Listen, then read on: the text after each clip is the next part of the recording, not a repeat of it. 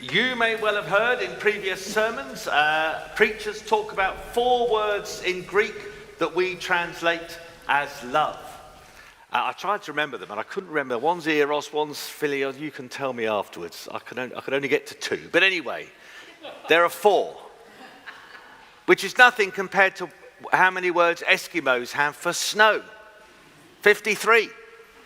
And that isn't as many as the English have for rain.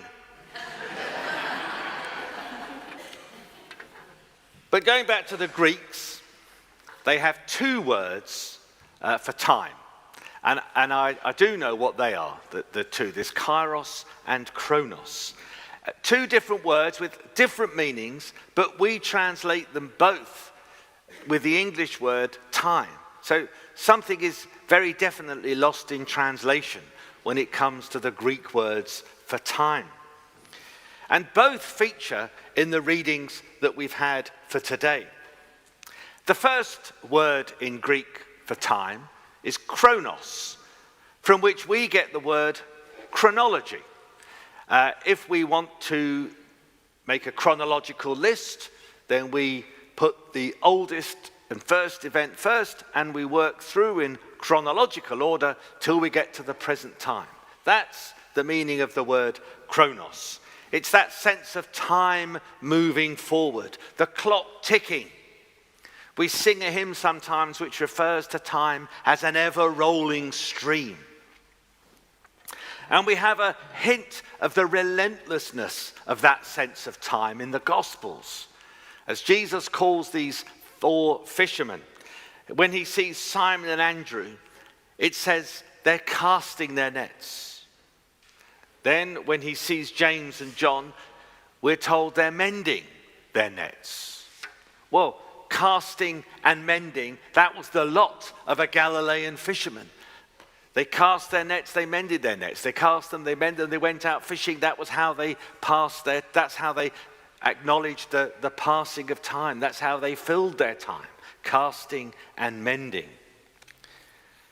And there's a reference to that chronos understanding of time in the Old Testament reading too, from the book of Jonah. Jonah issues the people of Nineveh with an ultimatum. 40 days you have to repent, and then your great city will be destroyed. Jonah starts the clock ticking. And we're all familiar with that device. It's in every single James Bond film. The baddie sets a bomb somewhere, and you see the detonator with the time, and the camera keeps going back every now and again, and you see the clock ticking to disaster. And you know every second counts.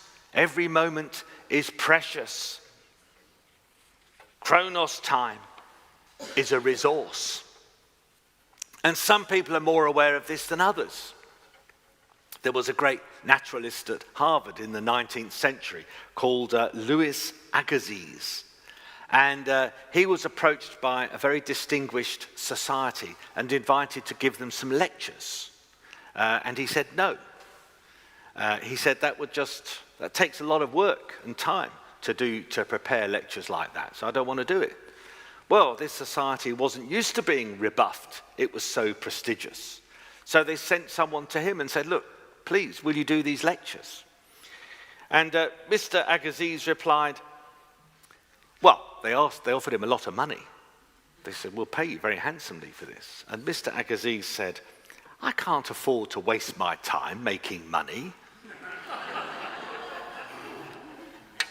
And there's something about Mr. Agassiz's attitude to time there which I admire. You can make more money, but you can't make more time. Time's a resource that's non-renewable and non-transferable. You can't store it, slow it up, divide it, or give it up. You can't hoard it and savour it for a rainy day. When it's lost, it's unrecoverable. And when you kill time, remember that there's no resurrection of time. We need to recognise that time is limited, and that leads to a sense of urgency that we can detect in our readings. We see it in the gospel. The word immediately comes twice to give that sense of time rushing forward.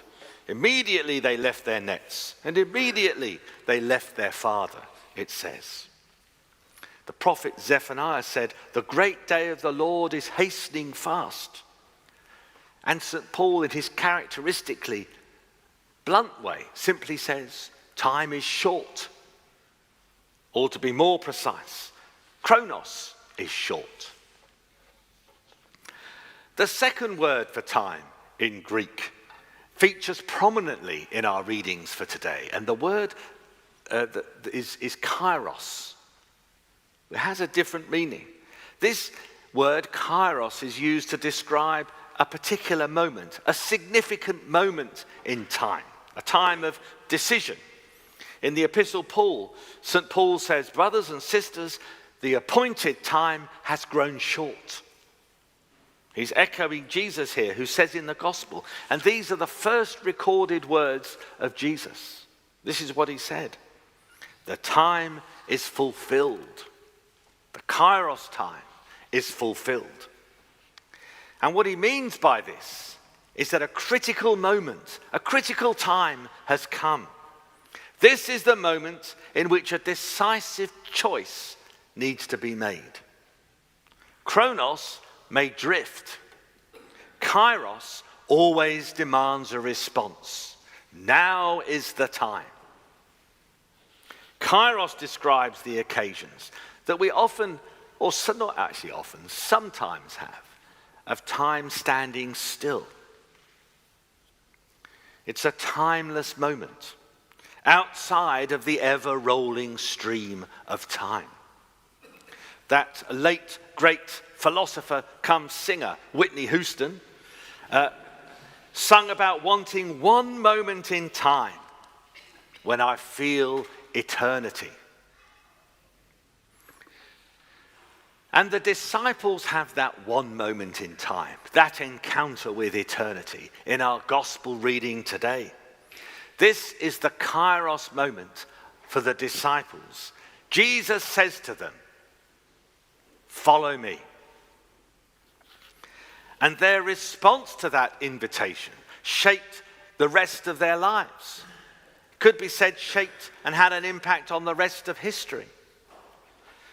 They could presumably have said something different. "Not today, Jesus." But they didn't. In that kairos moment, they made a decision of enormous consequence. I wonder if at the time they knew how consequential their decision would be. I'm not sure they did. They certainly would at the end of their lives, looking back. I'm sure their minds went to that moment on the beach, that moment of encounter, that moment of decision, and realized how that kairos moment shaped the rest of their lives.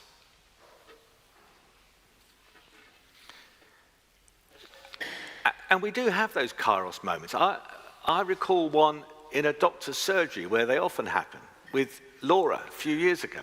And I remember just sitting there thinking, after all these tests, the doctor could come in any moment and give us news that would completely affect the rest of our lives. Now, thankfully he didn't, but I remember thinking, this is a moment.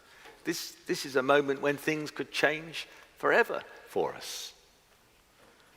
And I'm sure all of us can identify significant kairos moments which have made our lives turn in a different way. I've heard them called pivot points. Michael Jordan, the basketball player, had a pivot point. This is hard to believe, but he actually wasn't selected for his high school basketball team. And he's talked about how, looking back, that was a significant moment for him, because he says actually that gave him the motivation and the persistence to go up a gear, to carry on. But it could have had the opposite effect. He could have thought, well, forget that, I'll start playing more computer games. But he didn't. And often it's those kairos moments, the pivot points, which reveal who we truly are, that reveal what we value. And there's a value in looking back over our lives and thinking, well, what are the kairos moments? What are the pivot points for us? What do they say about who we are? What do they say about God's presence in our lives? I'm mindful that Lent is approaching fast. Ash Wednesday, the beginning of Lent, is on Valentine's Day this year. Maybe that's an opportunity, a season, to pause and to reflect, to step out of our usual routines, the casting and the mending and the casting, to seek timeless kairos moments. If we, like Whitney, can feel eternity in our lives, then our lives might look different. We might reorganize our priorities, the things we value. That's the point of the epistle that we read with Paul writing to the Corinthians. Now the appointed time has come, he's saying. You need to live differently. He even makes drastic changes. And look at the disciples. In their kairos moment, they responded to Jesus and left their nets behind. The invitation to follow me from Jesus is always an invitation to leave behind our nets, our boats, or whatever the equivalent is for us. And that's the hard part for us. We're all pretty good at accumulating and clinging on, but we're not so good at letting go. And more often than not, our spiritual life and development involves some kind of letting go. We never get anywhere if we're unwilling to leave where we are. We accept Jesus' invitation to follow me, not by packing up, but by letting go. Follow me is both the invitation to and a promise of new life. So what are the nets that entangle us? What are the little boats that contain our lives? What do we need to leave behind that we might follow Jesus? These are the questions that we're forced to consider in life's kairos moments. So as time rolls on, let us seek out those significant, timeless moments. Amen.